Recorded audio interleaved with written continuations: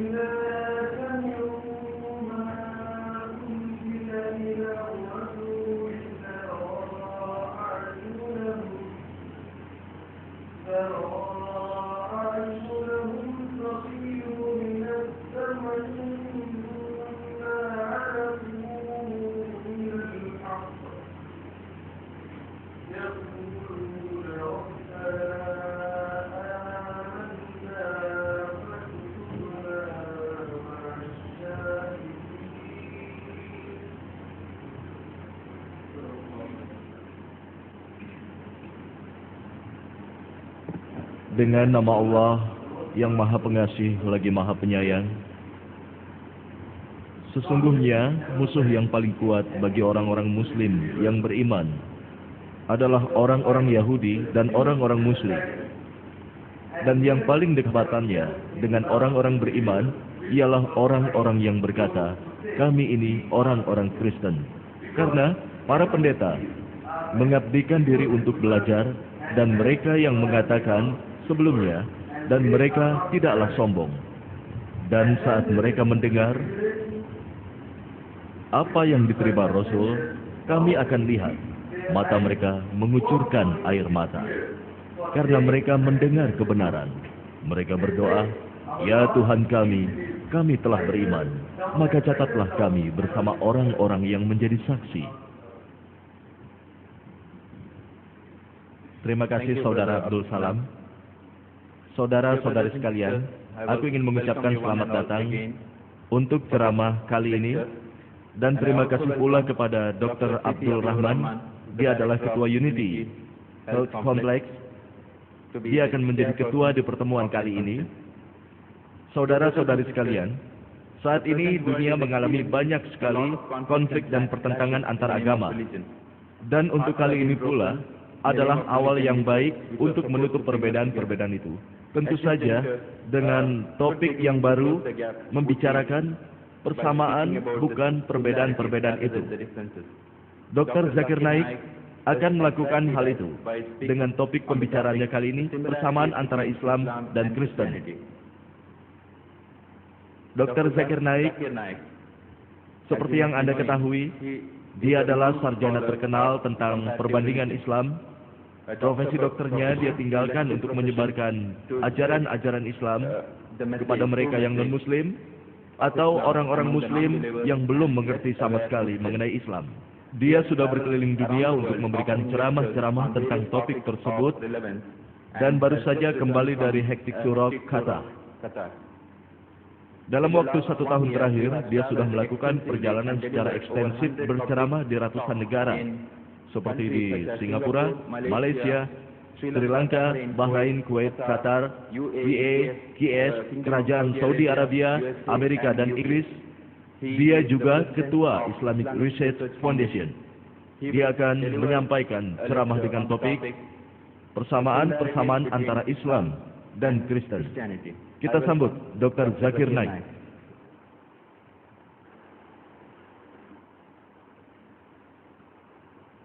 Alhamdulillah.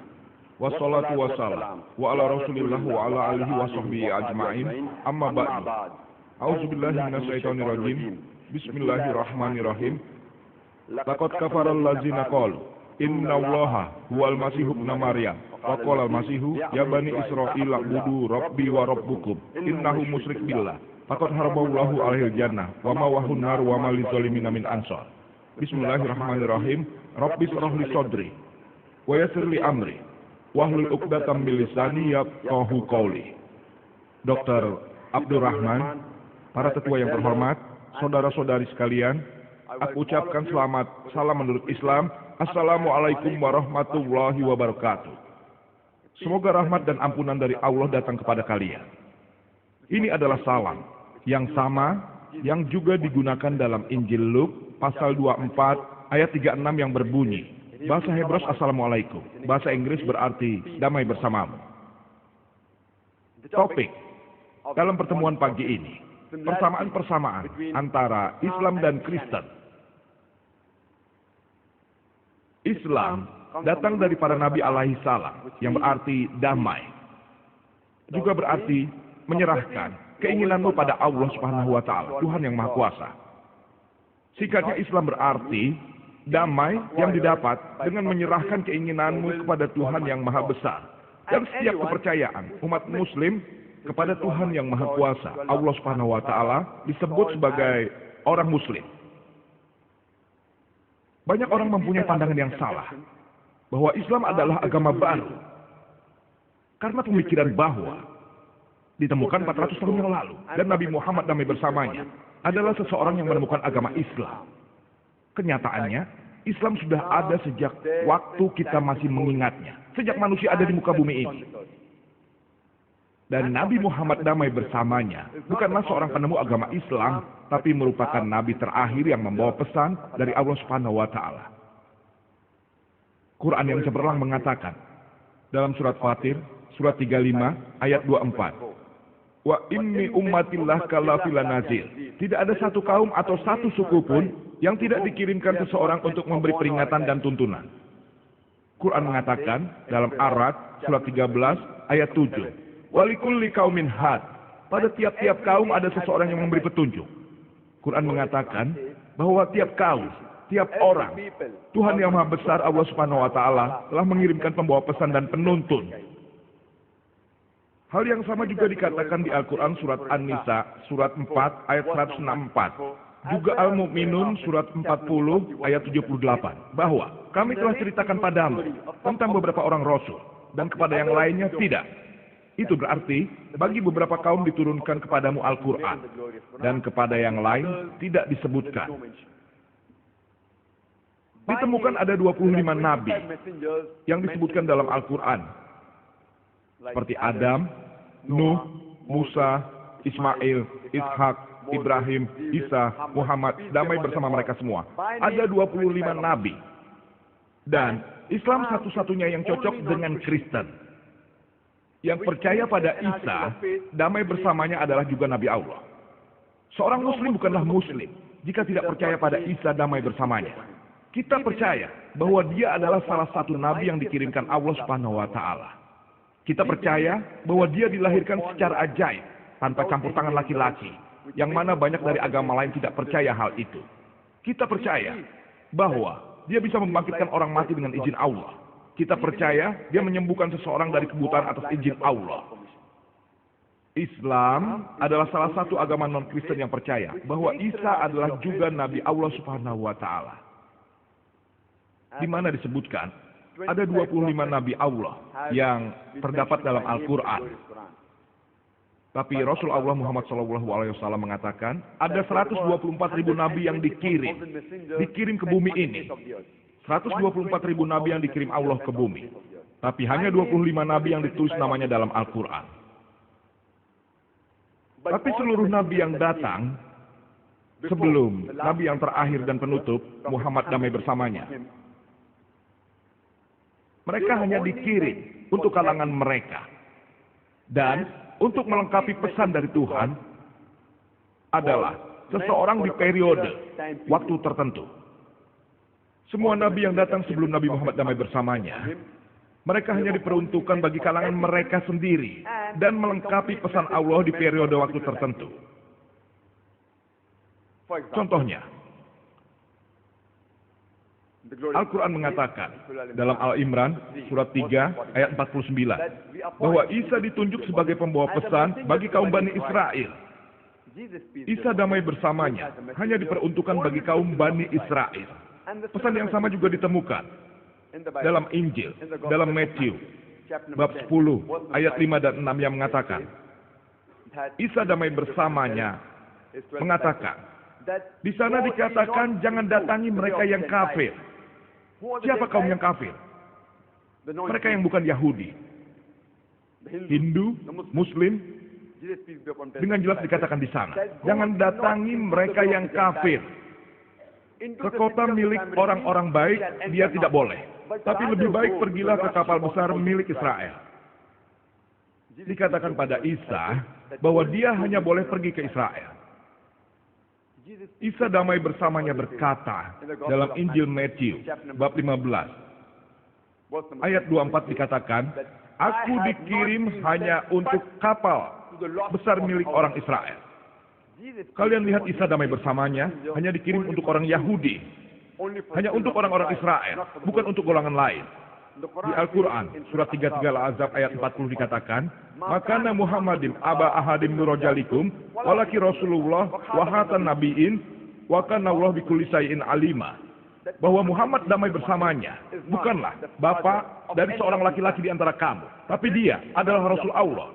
Dia adalah penutup para nabi. Allah Maha mengetahui segala sesuatu. Nabi Muhammad damai bersamanya adalah nabi terakhir dan nabi penutup. Dan Nabi Muhammad damai bersamanya bukanlah hanya untuk orang Islam atau orang-orang Arab. Quran mengatakan dalam surat Al-Anbiya bab 21 ayat 107 yang berbunyi, wa ma arsalnaka illa rahmatan lil alamin, bahwa tiadalah kami mengutusmu melainkan untuk menjadi rahmat bagi semesta alam, bagi seluruh dunia, sebagai rahmat bagi seluruh manusia. Quran mengatakan dalam surat Saba bab 34 ayat 28 yang berbunyi, wa ma arsalnaka illa kafatan linnas basyira wa nazira, bahwa dia telah mengirimmu sebagai pembawa pesan bagi seluruh dunia, memberikan berita sebagai pemberi peringatan, tapi kebanyakan manusia tidak mengetahuinya. Jadi Nabi Muhammad damai bersamanya adalah pembawa pesan yang terakhir, dan dia tidak dikirim hanya untuk orang Muslim dan orang Arab. Dia dikirim untuk seluruh manusia. Dan ramalan tentang Nabi Muhammad damai bersamanya disebutkan dalam berbagai kitab di dunia, juga dalam kitab orang Kristen. Jika Anda baca dalam buku Jonah bab 18 ayat 18 dikatakan bahwa aku akan meninggikan nabi selanjutnya dari antara mereka. Tidak seperti dirimu, aku akan letakkan kata-katamu ke dalam mulutnya. Dia akan bicara tentang kebenaran. Ini adalah ramalan tentang kedatangan seorang nabi. Jika Anda lihat dalam banyak hal, ramalan ini merupakan kebalikan dari Isa damai bersamanya. Jika Anda adalah dia, bagaimana Anda bisa katakan seperti mereka bahwa ramalan mengatakan aku akan meninggikan nabi setelah aku dari antara mereka, tidak sepertimu, tidak seperti kebanyakan orang. Jadi bahwa nabi itu pantas, bahwa sudah terlihat bahwa Nabi Muhammad lah yang disebutkan dalam ramalan tersebut. Dan dikatakan bahwa Isa dan Musa damai bersama mereka, bahwa mereka wa'alai. Dan alasannya adalah karena Musa damai bersamanya adalah nabi Tuhan, bahkan Isa pun adalah nabi Tuhan damai bersamanya. Musa damai bersamanya adalah orang Yahudi. Isa damai bersamanya adalah juga orang Yahudi. Mereka berdua punya kesamaan. Dan kita tanya mereka, apa kedua persamaan itu sudah cukup untuk membuktikan bahwa ramalan itu adalah tentang nabi yang akan datang selanjutnya?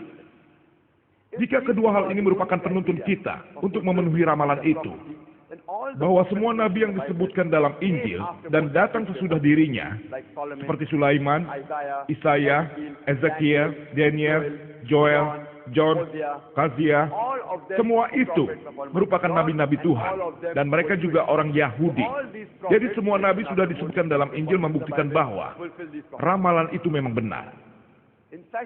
Jika dianalisa, ditemukan bahwa ramalan ini di buku Jonah, bab 18 ayat 18, dikatakan bahwa nabi yang terakhir adalah Nabi Muhammad SAW.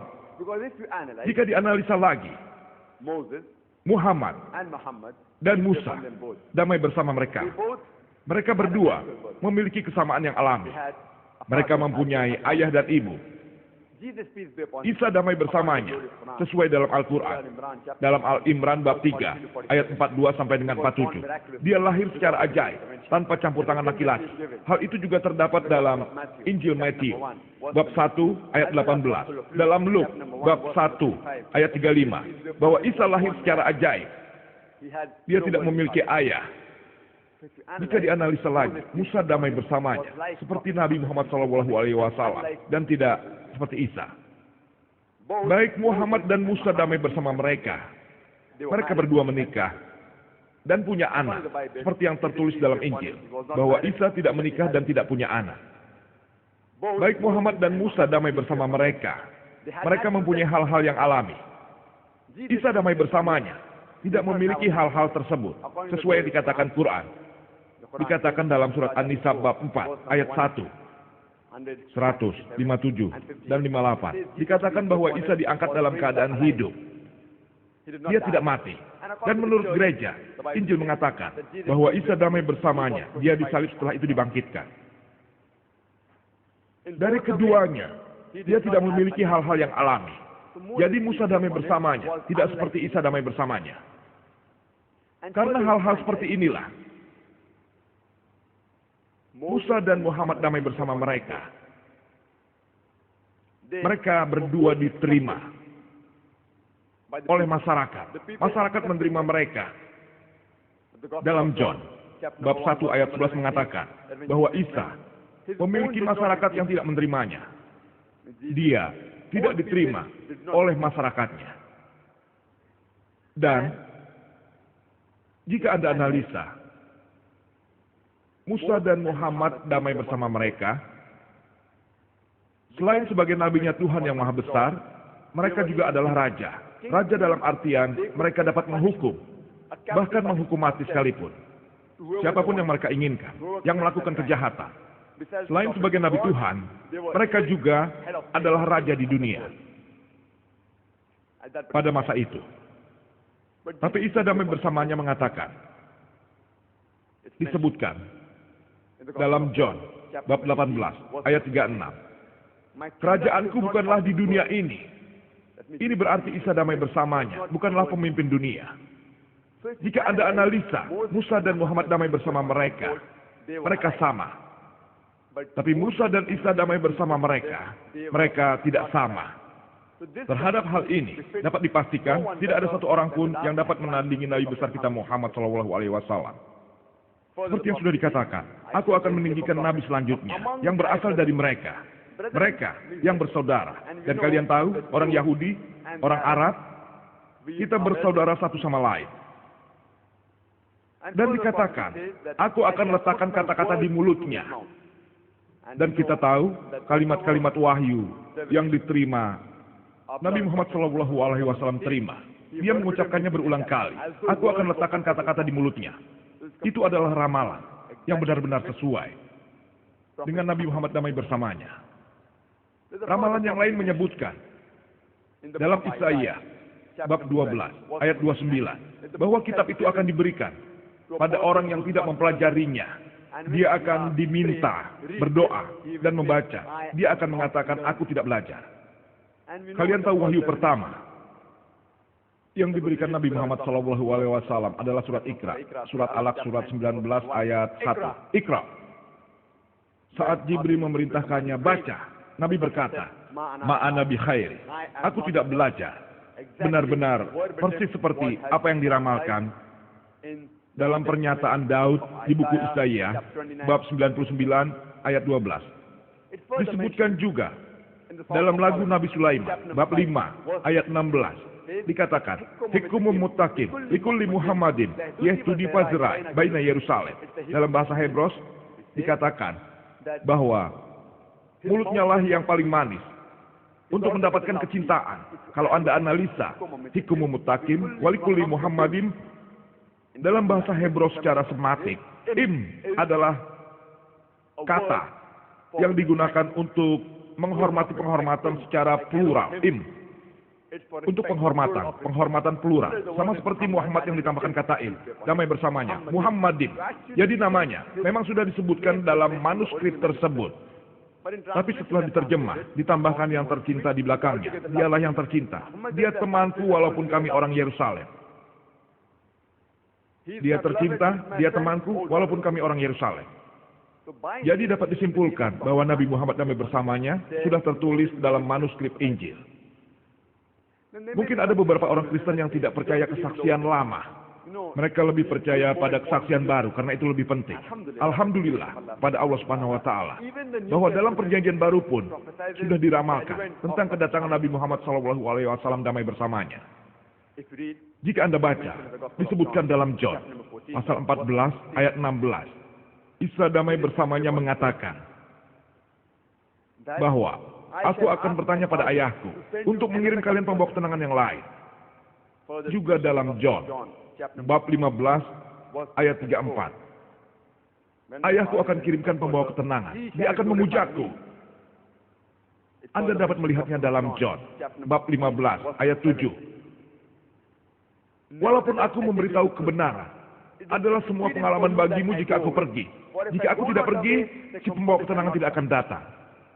Tapi jika aku berangkat, aku akan kembali. Kata-kata yang digunakan untuk membawa ketenangan. Pada saat ini, Anda akan temukan parakletos.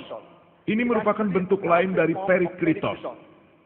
Perikletos berarti seseorang yang berdoa. Seseorang yang berdoa untukmu. Yang berdoa untukmu. Di Arab adalah Muhammad. Dalam bahasa Arab yang berdoa untukmu adalah Ahmad. Alhamdulillah. Keduanya adalah nama dari Nabi terakhir pembawa pesan Allah damai bersamanya. Dalam Al-Quran surat As-Sab bab 61 ayat 6. Bahwa Isa damai bersamanya. Anak Maryam yang dikirim sebagai pembawa pesan bagi Bani Israel. Dia bilang, aku datang untuk membenarkan hukum yang sebelum aku. Yang memberi kabar gembira tentang Rasul yang datang sesudahku. Yang bernama Ahmad. Damai bersamanya. Quran mengatakan bahwa dia mengatakan dengan jelas namanya, baik di dalam Quran maupun Injil. Dalam bahasa aslinya perikletos, yang berarti berdoa untukmu, atau seseorang yang berdoa. Itu berasal dari parakletos, yang sudah diterjemahkan menjadi pembawa ketenangan. Walau arti sebenarnya dari parakletos bukan pembawa ketenangan, melainkan seseorang yang baik. Tapi mereka menghormatinya. Parakletos atau perikletos, berdoa untukmu atau dia yang berdoa, sebagai kebaikan atau pembawa ketenangan. Alhamdulillah, semua istilah yang baik itu ditujukan kepada Nabi Muhammad, Rasul terakhir, damai bersamanya. Mungkin ada beberapa orang Kristen yang berkata, mereka melihat ramalan ini diindikasikan pada roh suci. Itu tidak ditemukan pada Nabi Muhammad damai bersamanya. Tapi dari Nabi yang lain, dikatakan, itu hanyalah sebuah pengalaman. Jika aku tidak pergi, si pembawa ketenangan tidak akan datang. Kalau aku berangkat, dia akan datang. Kriteria untuk kedatangan si pembawa ketenangan. Jika Isa damai bersamanya, harus berangkat. Dan kita tahu, roh suci sudah ada sebelum Isa damai bersamanya. Dia bahkan sudah ada di sana saat jauh sebelumnya. Dia sudah ada saat Isa dibaptis damai bersamanya. Untuk memastikan bahwa si pembawa ketenangan ini yang dikatakan oleh Injil tidak mengabdi pada roh suci. Roh suci hanya ada di sana saat Isa damai bersamanya ada di sana.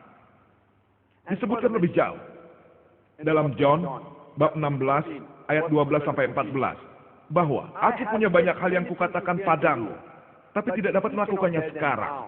Untuknya ketidakbenaran itu datang, dia akan menuntun pada kebenaran. Dia tidak akan berbicara sendiri, semua yang dia dengarkan yang akan dikatakannya.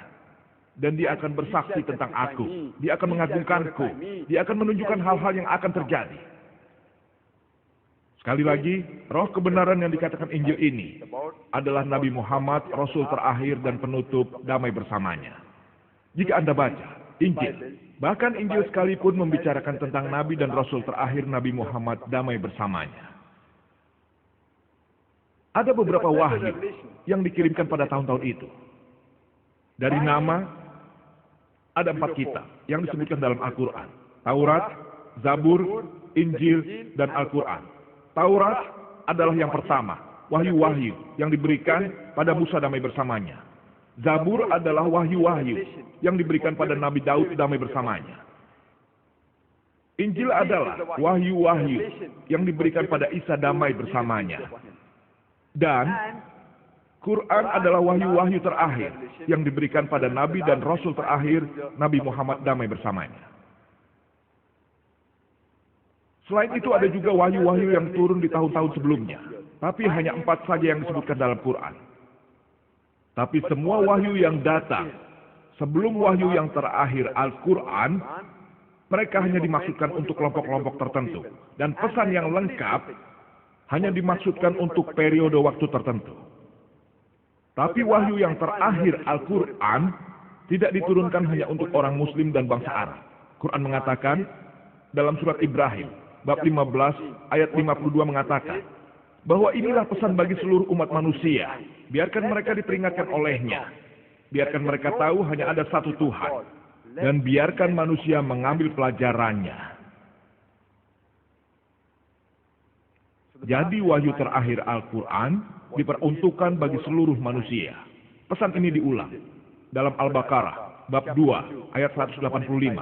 Ramadan adalah bulan di mana Al-Quran diturunkan sebagai petunjuk bagi umat manusia dan sebagai kriteria untuk menilai yang baik dan yang benar. Quran mengatakan dalam surat Az-Zumar bab 39 ayat 41 bahwa kami menurunkan kepadamu Nabi Muhammad damai bersamanya kitab untuk mengajarkan manusia. Tidak dikatakan untuk mengajar orang Muslim atau orang Arab, tapi untuk mengajarkan seluruh manusia.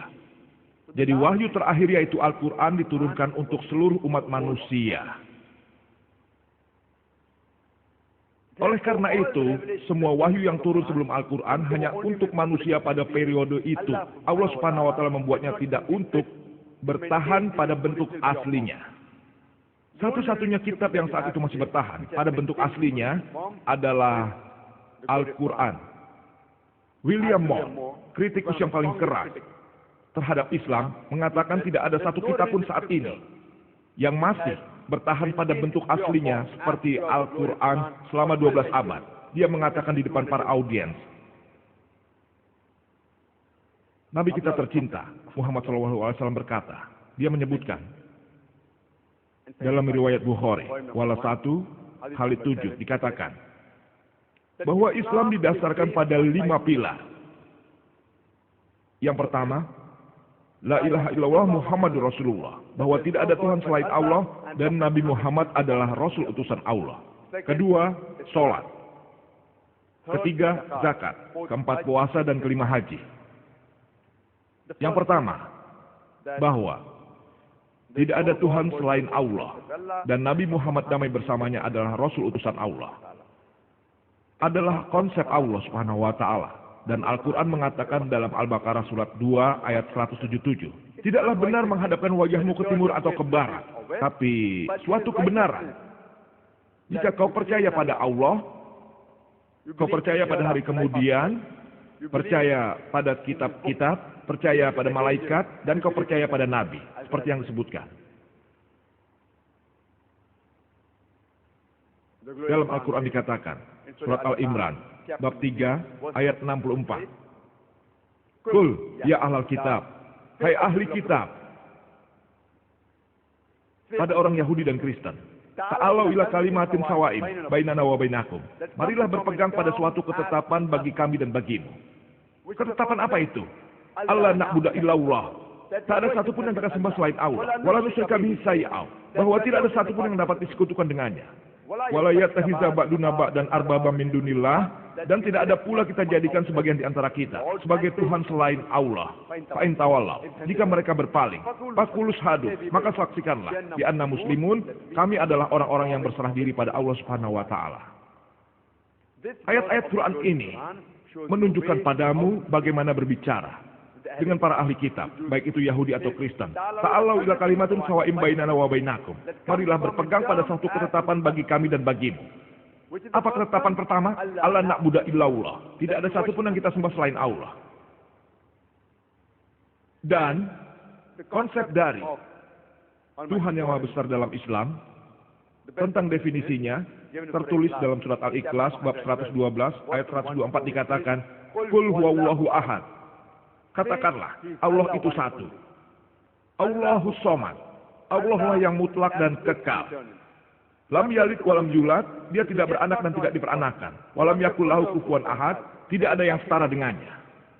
Inilah 4 hal definisi dari Tuhan yang Maha Besar yang terdapat di dalam Al-Quran. Qul huwallahu ahad, katakanlah Tuhan itu satu. Allahus somad, Allah yang mutlak dan kekal. Lam yalid walam yulad, dia tidak beranak dan tidak diperanakan. Walam yakul lahu kufuwan ahad, tidak ada yang setara dengannya. Ini 4 definisi yang semua ini datang dari Tuhan yang Maha Besar. Jika ada yang kelima darinya, kita orang Muslim harus menerimanya tanpa keberatan sedikit pun bahwa dia adalah Tuhan yang Maha Besar.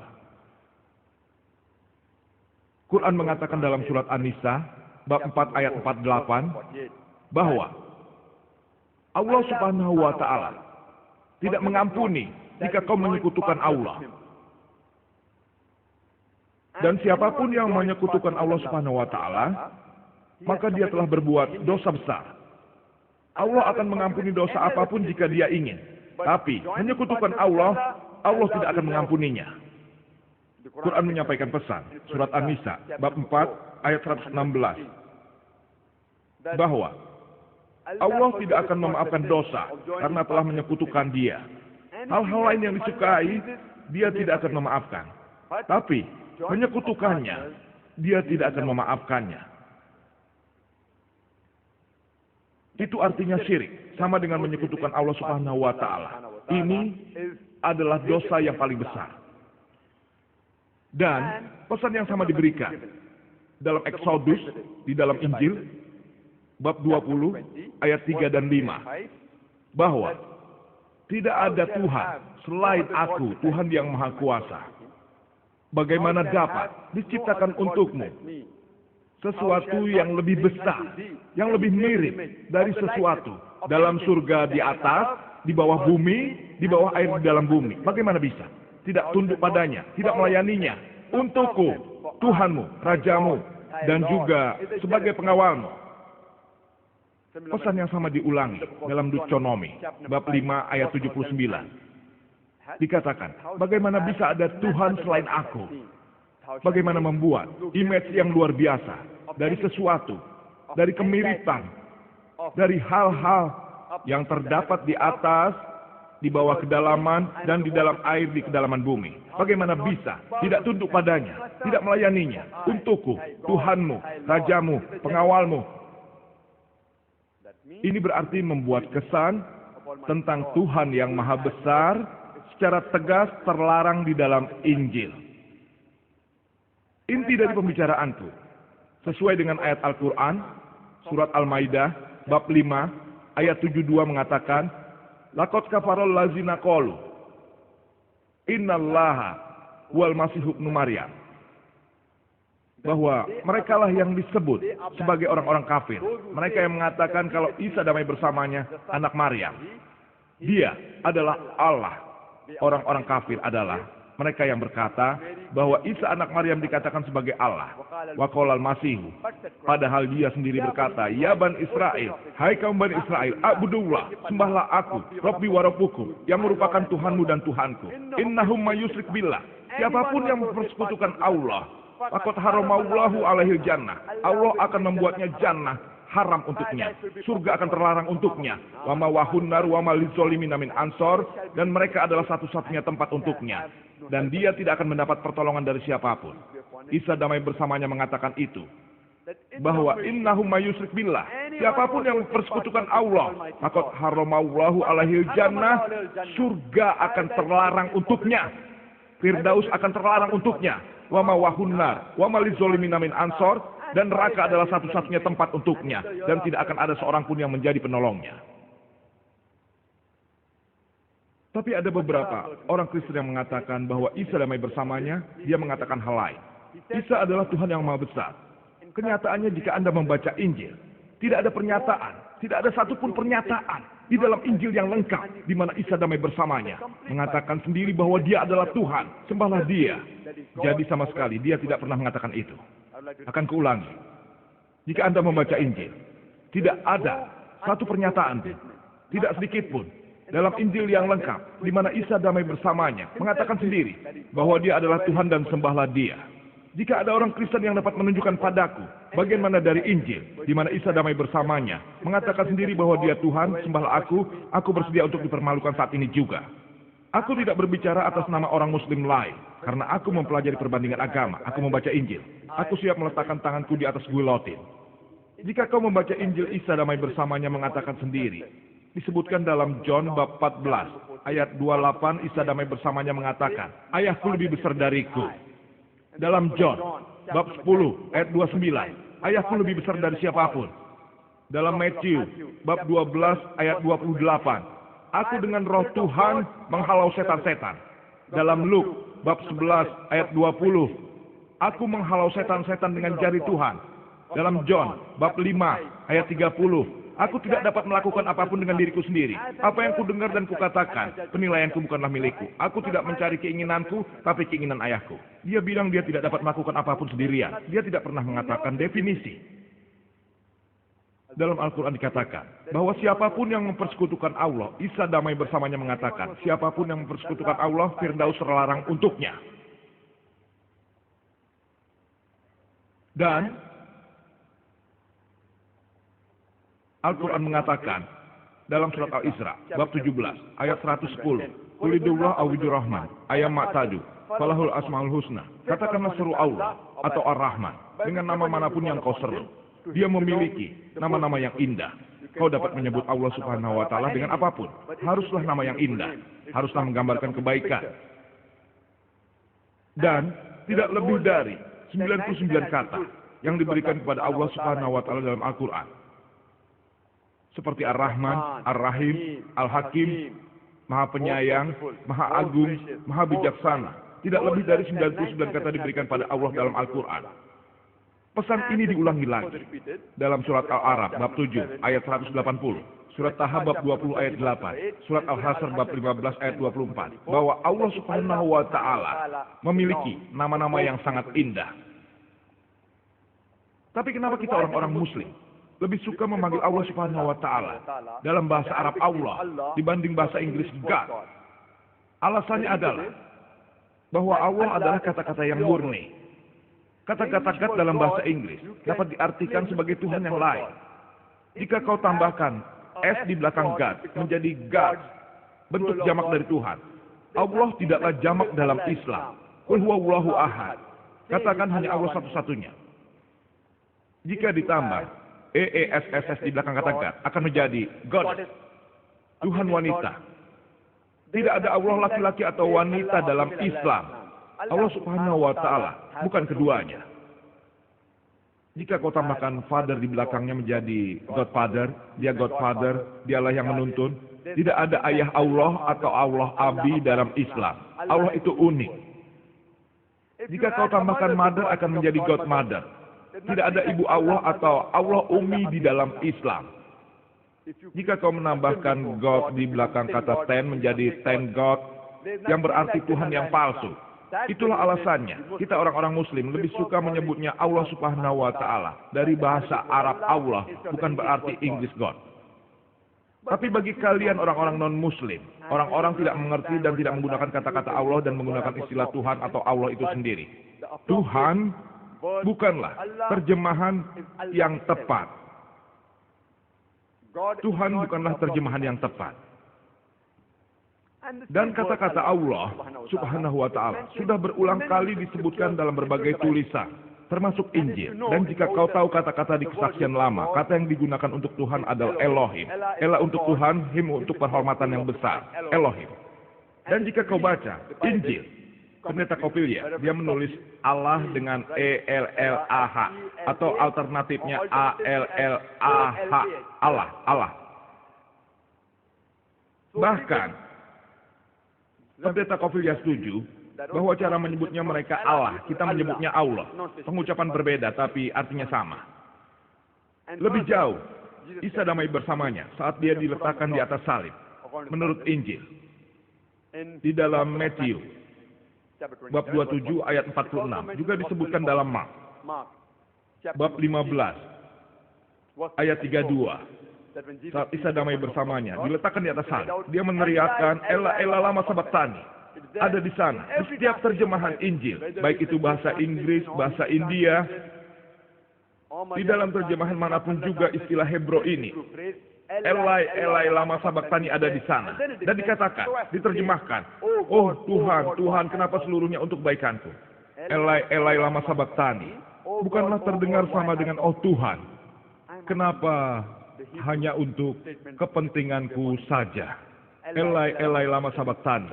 Tidak sama terdengar seperti, oh Tuhan, kenapa untuk kepentinganku saja? Bukankah itu sama? Bukankah Elai, Elai, lama sabachthani sama dengan Joha, Joha? Kenapa untuk kepentinganku? Bukankah Elai, Elai, lama sabachthani sama dengan Isa, Isa damai bersamanya? Kenapa harus untuk kepentinganku saja? Jika kau terjemahkan dalam bahasa Arab, bunyinya, Allah, Allah, lama sabachthani. Elai, Elai, lama sabachthani dalam bahasa Hebrew, dalam bahasa Arab, Allah, Allah, lama sabachthani. Bahasa Arab dan Hebrew merupakan bahasa serumpun. Kalian sadar bunyinya sama. Bahkan saat Isa damai bersamanya saat diletakkan di atas salib, dia berteriak yang berbunyi, Allah. Karena itu kita orang-orang Muslim. Karena Allah adalah kalimat yang murni, kita lebih suka memanggilnya Allah daripada Tuhan. Itu adalah kata-kata yang sama diucapkan Isa damai bersamanya. Pilar kedua adalah salat. Dalam bahasa Inggris, orang suka menerjemahkan salat dengan berdoa. Doa bukanlah salat. Arti yang lengkapnya bukanlah yang seperti itu. Karena berdoa berarti meminta pertolongan untuk dicari. Bagaimana berdoa pada Tuhan untuk dicari kau meminta pertolongan. Dalam salat kita, selain meminta pertolongan pada Allah Subhanahu wa Ta'ala, kau juga berdoa padanya. Pada saat yang sama kau menerima tuntutan darinya. Berdoa bukanlah arti keseluruhan sholat. Berdoa artinya meminta pertolongan. Sedangkan sholat selain meminta pertolongan, kita berdoa padanya dan menerima tuntunan darinya. Jika kau bertanya padaku, akan kukatakan bahwa sholat adalah pemikiran tentang program. Pemikiran sebuah kondisi. Jika seseorang bertanya, akan kemana kau dengan programmu jika semua kau serahkan Tuhan? Itu sebabnya aku keberatan sebagian orang menyebutnya berdoa. Dalam bahasa Inggris berarti berdoa. Untuk menjelaskan sholat. Biar aku jelaskan padamu bahwa berdoa sama sekali bukan arti sesungguhnya dari sholat. Kenapa aku katakan kalau sholat adalah pemikiran tentang pemrograman? Karena dia memberi tuntunan pada salat kita. Contohnya, sesudah imam, sesudah dia membaca, dikatakan dalam surat Al-Ma'idah bab 5 ayat 90 dalam Al-Quran dikatakan, Ya ayyuhallazina amanu, pada kalian yang percaya, innamal khamru wal maisaru, meminum yang beracun dan berjudi, wal anzabu wal azlamu, berkorban untuk berhala dan mengundi nasib dengan panah, rizqum min amali syaitan, adalah perbuatan setan, fastanibul alakum tuflihun, jauhilah perbuatan-perbuatan itu agar kamu beruntung.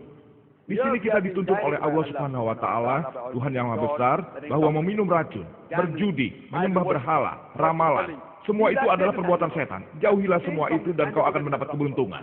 Kita sudah diprogram dengan salat kita. Kita dituntun dengan salat kita. Kita dikondisikan. Kemudian dikatakan lagi dalam surat Al-Baqarah bab 2 ayat 180 bahwa habiskan hartamu untuk saudara-saudaramu.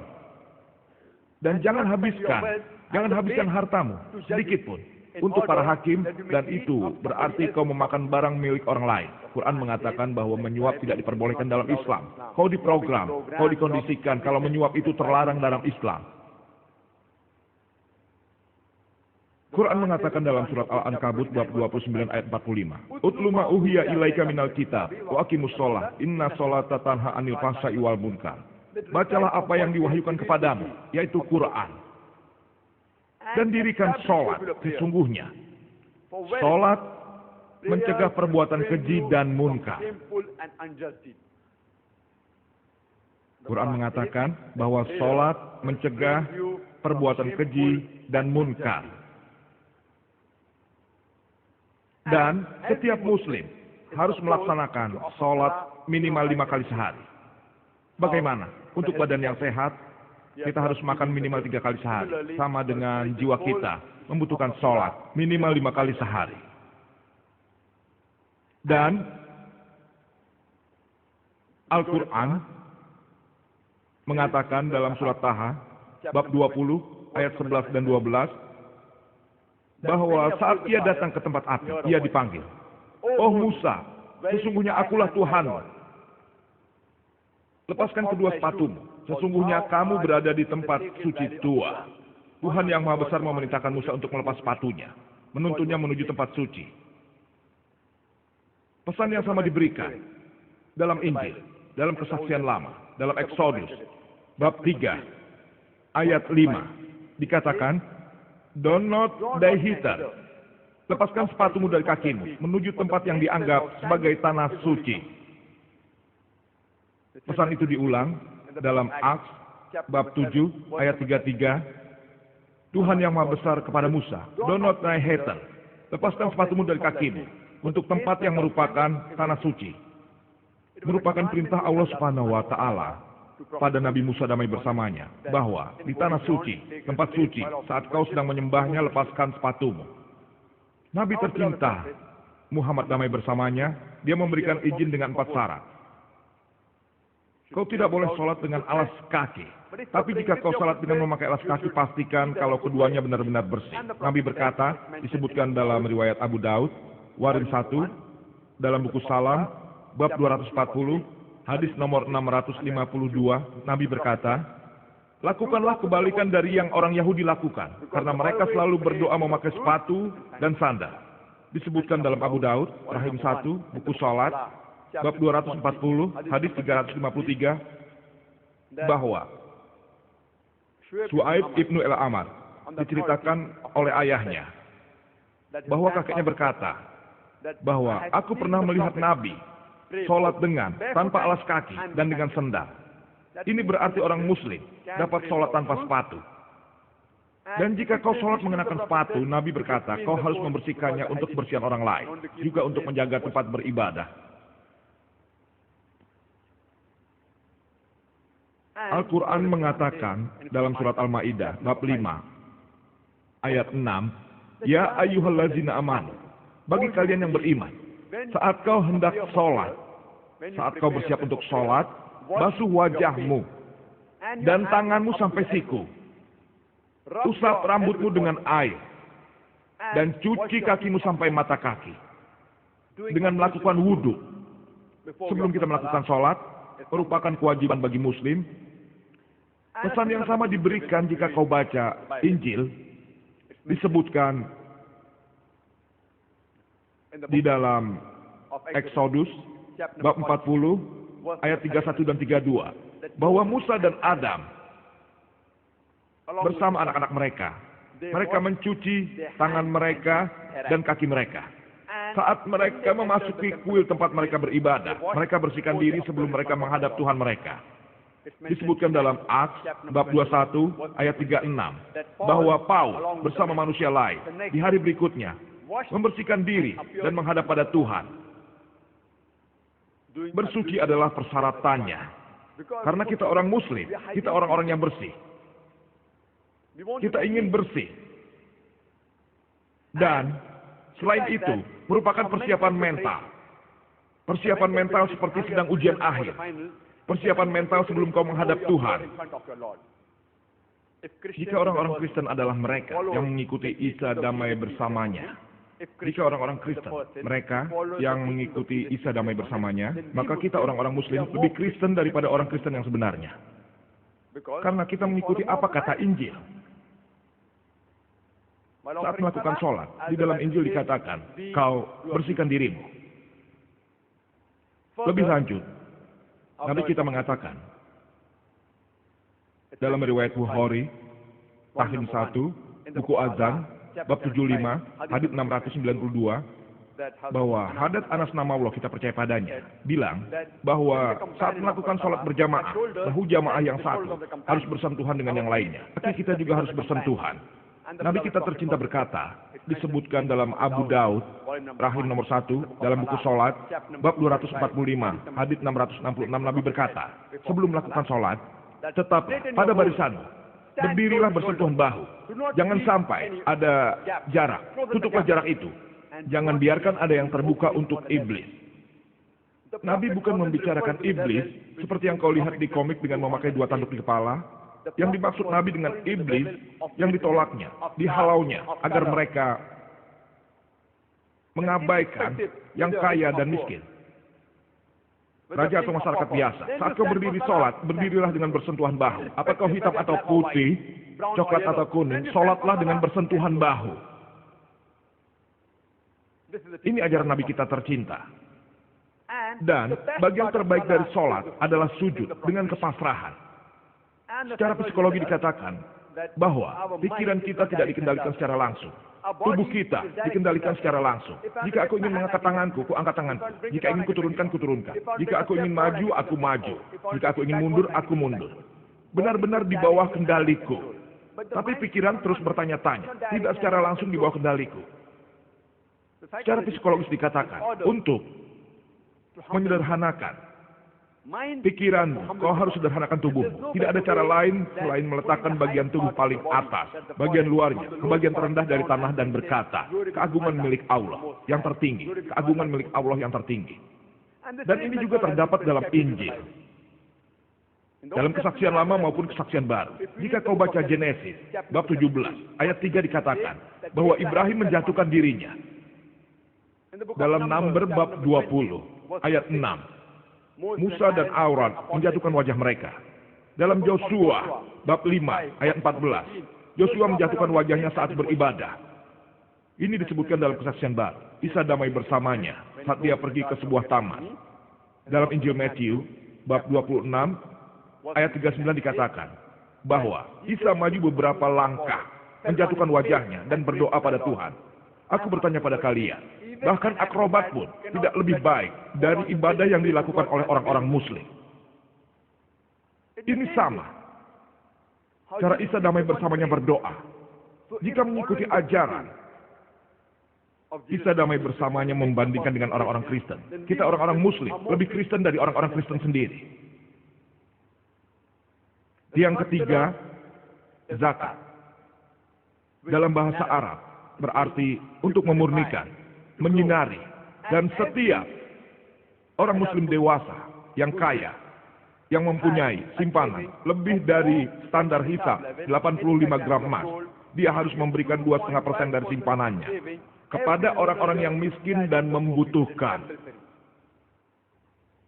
Dan orang-orang yang pantas mendapatkan zakat ini tertulis dalam surat At-Taubah, bab 9, ayat 60 dikatakan zakat diberikan pada fukara, wal masakin, pada yang membutuhkan, pada amilun, mereka yang mengumpulkan zakat, pada mu'alafati qulub, yang dibujuk hatinya untuk datang pada Islam, pada gharimun, yang berhutang, pada rikab, pada mereka yang menjadi budak, yang membebaskan budak. Dapat diberikan pada Ibnu Sabil, mereka yang sedang dalam perjalanan, seseorang yang berada di tempat yang asing, atau fisabilillah, orang-orang di jalan Allah. Jika setiap orang kaya di dunia ini mengeluarkan zakat, tidak akan ada kemiskinan di dunia ini, dan tidak akan ada seorang pun yang akan mati kelaparan. Jika kau membaca pesan yang sama dalam Injil, dalam Peter yang 1, bab 4, ayat 80 mengatakan, bahwa berikanlah sumbangan, karena sumbangan menghilangkan banyak dosa-dosamu. Berikanlah sumbangan, karena sumbangan menghilangkan banyak dosa-dosamu. Al-Quran mengatakan dalam surat Al-Hasr, bab 59, ayat 7, dituliskan alasan mengeluarkan zakat dan mencegah harta itu hanya berputar-putar di orang-orang kaya saja. Quran mengatakan dalam surat At-Taubah bab 19 ayat 34 bahwa ada orang-orang yang mengubur emas dan perak dan tidak menggunakannya di jalan Allah Subhanahu wa taala. Sekarang bagi mereka diberikan peringatan bahwa api neraka dibuat dari kekayaan. Api neraka, dengan itulah mereka dinilai dan dihakimi. Pada bagian dahi, punggung dan pada bagian pinggul. Allah mengatakan pada mereka, jika kau mengubur hartamu, maka rasakan akibat mengubur hartamu. Menimbun harta dilarang dalam Al-Quran. Tiang yang keempat adalah berhaji, naik haji. Tiap orang muslim dewasa yang mempunyai kemampuan ekonomi untuk melakukannya wajib melaksanakan haji setidaknya 1 kali seumur hidup di kota Mekah. Selama berhaji, ia ke Mina, Al-Welas, Arafah dan lainnya. Dan itu adalah acara tahunan terbesar. Lebih dari 2,5 juta orang berkumpul dari berbagai tempat di dunia. Dari Amerika, dari Inggris, dari Singapura, Malaysia, dari India, Pakistan. Dari berbagai tempat di dunia berkumpul. Dan pakaian yang mereka kenakan hanya 2 lembar kain yang tidak dijahit sebagai pakaian mereka. Kau tidak dapat mengetahui siapa yang ada di sebelahmu. Raja atau orang biasa. Ini adalah contoh terbaik untuk kekeluargaan secara universal. Dan Al-Quran mengatakan dalam surat Al-Hujurat bab 49 ayat 13, Ya ayuhan nasu inna khalaqnakum min zakari wa unsa wa ja'alnakum syu'uban wa qabaila lita'arafu in akramakum indallahi atqakum innallaha alimun khabir. Hai manusia, kami menciptakanmu sepasang, laki-laki dan perempuan, dan menjadikanmu berbangsa-bangsa dan bersuku-suku, supaya kamu saling mengenal satu sama lain, bukan untuk saling membenci. Dan yang paling terhormat di samping Allah Subhanahu wa taala adalah orang yang bertakwa.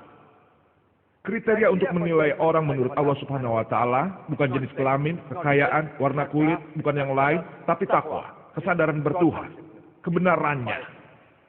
Itu yang dinilai. Yang kelima, puasa. Berpuasa di bulan Ramadan. Setiap muslim dewasa tidak boleh makan dan minum, melakukan seks dari matahari terbit sampai terbenam selama sebulan penuh saat Ramadan. Setiap tahunnya. Dan Quran mengatakan dalam surat Al-Baqarah, bab 2, ayat 183, diwajibkan atas kamu berpuasa, dan juga orang-orang sebelum kamu, sehingga kau dapat belajar menghargai diri sendiri. Jadi puasa yang dimaksudkan untuk mengendalikan hawa nafsumu, menghargai diri. Seperti yang dikatakan ilmu psikologi, jika kau bisa menahan laparmu, kau dapat kendalikan semua nafsumu. Dan pesan yang sama diberikan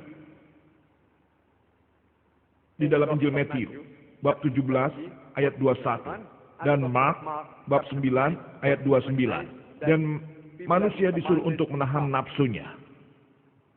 Dan di bulan Ramadan, berpuasa membantumu untuk memperbaiki tubuhmu. Sesuatu yang normal dilakukan untuk kehidupan selama 1 tahun. Kau mencoba menghindari hal-hal yang salah, dan itu berarti bagian dari kehidupan. Hal-hal baik yang tidak kau lakukan selama 1 tahun, selama Ramadan ingin kau lakukan. Itu yang menjadikannya bagian dari hidup. Jika kita tidak dapat merokok dari matahari terbit sampai terbenam, kita juga dapat tidak merokok sampai akhir hidup kita. Jika kita bisa menahannya dari matahari terbit sampai terbenam, kita juga dapat melakukannya sampai akhir hidup kita. Jika hal itu sudah dilakukan, berpuasa dapat meningkatkan kualitas kehidupan. Kesemuanya adalah 5 tiang Islam. Tapi 5 tiang ini belumlah melengkapi Islam. Nabi kita tercinta mengatakan 5 hal ini, 5 tiang ini. Dan kitab manapun akan mengatakan padamu, jika kelima tiang tersebut kuat, maka bangunannya akan kuat. Jadi jika setiap manusia mengikuti kelima tiang ini secara benar, maka insya Allah prinsip hidupnya juga akan kuat. Al-Quran mengatakan dalam surat Az-Zariyat, bab 51, ayat 56, "Wa ma khalaqtul jinna wal insa illa liya'budun." Aku tidak menciptakan jin dan manusia, melainkan supaya mereka menyembahku.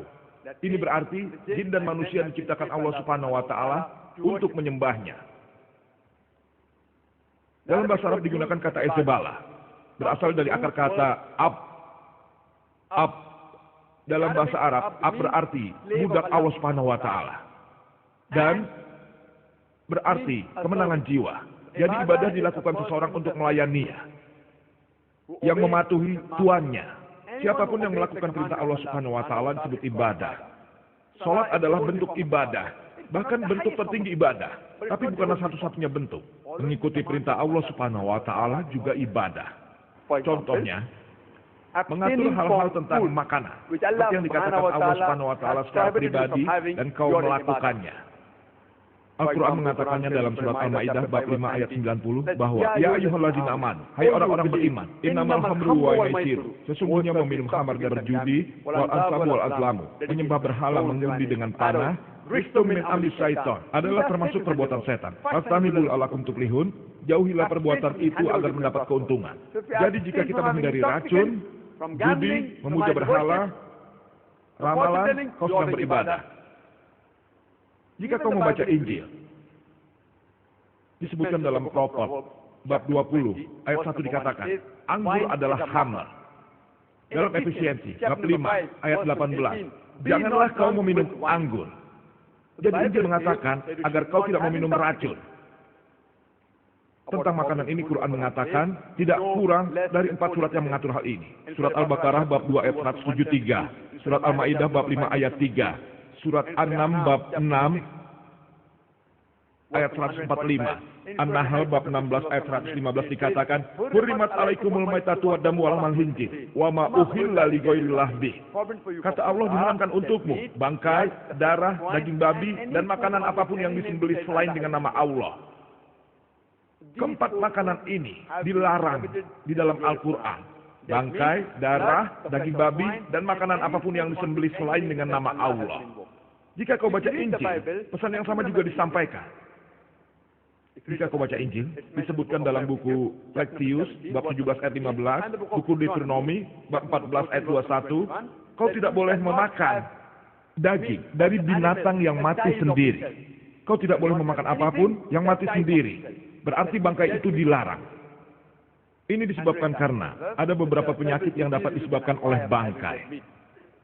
Bisa karena dimakan, bersentuhan, atau cara yang lain. Penyakit-penyakit ini diteliti sebagai Phacolamypisoda. Kau dapat mengalami ruam-ruam. Ada bermacam-macam penyakit jika kau memakan bangkai. Hal kedua adalah darah.